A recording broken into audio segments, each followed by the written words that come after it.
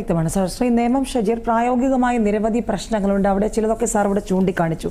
സാമ്പത്തികമായ ബുദ്ധിമുട്ടുകളും സംസ്ഥാന സർക്കാരിന് മുന്നിലുണ്ട്. മുഖ്യമന്ത്രി തന്നെ നേരത്തെ അത് പറഞ്ഞിട്ടുണ്ട്. പക്ഷേ ബജറ്റിൽ കൃത്യമായി സംസ്ഥാന സർക്കാരും മുഖ്യമന്ത്രി ഇത് മുന്നോട്ട് വെച്ചു. അങ്ങനെയെങ്കിൽ വീണ്ടും ഇത് ആവർത്തിക്കുമ്പോൾ ഇത് അനിവാര്യമായ കാര്യമാണെന്ന് ആവർത്തിച്ച് തന്നെയാണോ മുഖ്യമന്ത്രി മുന്നോട്ട് പോകുന്നത്? ഏതായാലും മണ്ഡല പുനർനിർണ്ണയ കമ്മീഷൻ മൂവാറ്റുപുഴയ്ക്ക് വേണ്ടി മാത്രമുള്ളതല്ല എന്ന സൂചന കൂടി ഇതിലുണ്ടോ?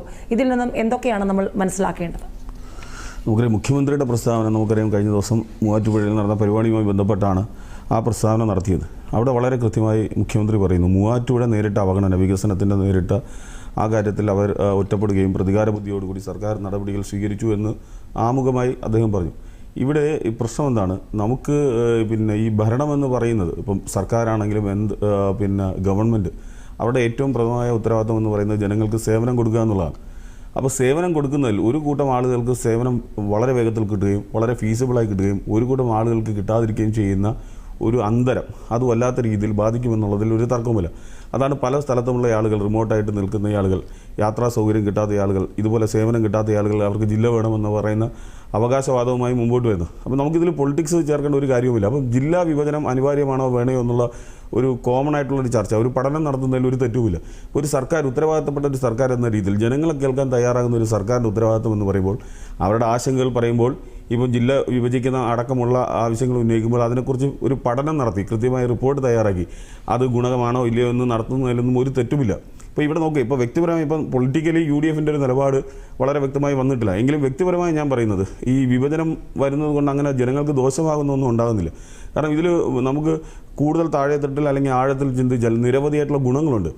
നമുക്കറിയാം, നേരത്തെ പറഞ്ഞതുപോലെ തന്നെ സേവനം കൃത്യമായി വീതിക്കപ്പെടുമെന്നുള്ളതാണ് ഏറ്റവും പ്രധാനപ്പെട്ട കാര്യം. അതുപോലെ തന്നെ വികസനം കൃത്യമായി വീതിക്കപ്പെടും. സാമ്പത്തികമായി ജില്ലകളിൽ കൊടുക്കുന്ന ഫണ്ടുകൾ കൃത്യമായി വീതിപ്പിക്കപ്പെടും. ഇപ്പോൾ മൂവാറ്റുപുഴ അടക്കമുള്ള ജില്ലകൾ, ഞാനത് എക്സാമ്പിളായിട്ട് മാത്രമാണ് പറയുന്നത്, അത് കോമൺ ആയിട്ട് പറയേണ്ട കാര്യമില്ല. ഇപ്പം എറണാകുളം ജില്ലയിലേക്ക് നടക്കുന്ന വികസനങ്ങൾ, സ്മാർട്ട് സിറ്റി ആണെങ്കിലും മെട്രോ ആണെങ്കിലും അവിടുത്തെ ഫണ്ടിൻ്റെ ഭൂരിഭാഗവും നഗര കേന്ദ്രീകൃതമായിട്ടാണ് വികസനങ്ങൾ നടക്കുന്നത്. അപ്പം മൂവാറ്റുപുഴ പോലുള്ള ഒരു മലയോര മേഖല, കാർഷിക മേഖലയ്ക്ക് ആ പറയുന്ന വികസനങ്ങൾ എത്തുന്നില്ല എന്നുള്ള ആശങ്ക കൊണ്ടായിരിക്കും അവർ അത് ആവശ്യപ്പെടുന്നത്. അപ്പോൾ ഞാൻ പറയുന്നത്, അപ്പോൾ എല്ലായിടത്തേക്കും ഒരുപോലെ, എല്ലാവർക്കും ഒരുപോലെ സേവനം എത്തുക എന്നുള്ളത് നീതിയുടെ ഒരു സ്വഭാവമാണ്. അപ്പം ആ രീതിയിൽ സേവനം എല്ലാവർക്കും ഒരുപോലെ എത്തിക്കാൻ കഴിയുന്നത് ഈ ജില്ലയുടെ ഡിവിഷൻ കൊണ്ട് കഴിയുമെങ്കിൽ അത് ഗുണമായിട്ടുള്ള ഒന്നാമത്തെ പോയിൻ്റാണ്.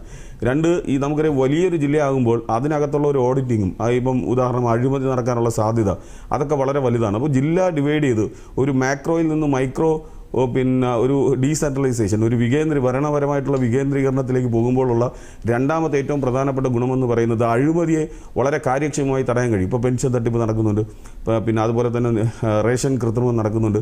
ഇതൊക്കെ സൂക്ഷ്മമായി ഓഡിറ്റ് ചെയ്യാനും ഒരു മേൽനോട്ടം താഴെത്തട്ടിൽ ഉദ്യോഗസ്ഥരും ഈ കേന്ദ്രീകൃത സംവിധാനം അവിടെ ചെല്ലുമ്പോൾ സ്ഥാപനങ്ങൾ കൂടുതൽ മാക്രോ ആയിട്ട് നിരീക്ഷിക്കാൻ കഴിയുമ്പോൾ അതൊക്കെ തടയാൻ കഴിയും എന്നുള്ളതാണ് ഏറ്റവും പ്രധാനപ്പെട്ട രണ്ടാമത്തെ ഗുണമെന്ന് പറയുന്നത്. ഇനി മൂന്നാമത്തെ, എൻ്റെ മനസ്സിൽ വന്ന മൂന്നാമത്തെ ഒരു നിരീക്ഷണം എന്ന് പറയുന്നത്, കേരളം പോലുള്ള ഒരു ഫ്രജൈലായിട്ടുള്ള ഒരു പ്രകൃതി അല്ലെങ്കിൽ പരിസ്ഥിതി ദുർബലമായ ഒരു പ്രദേശമാണ്.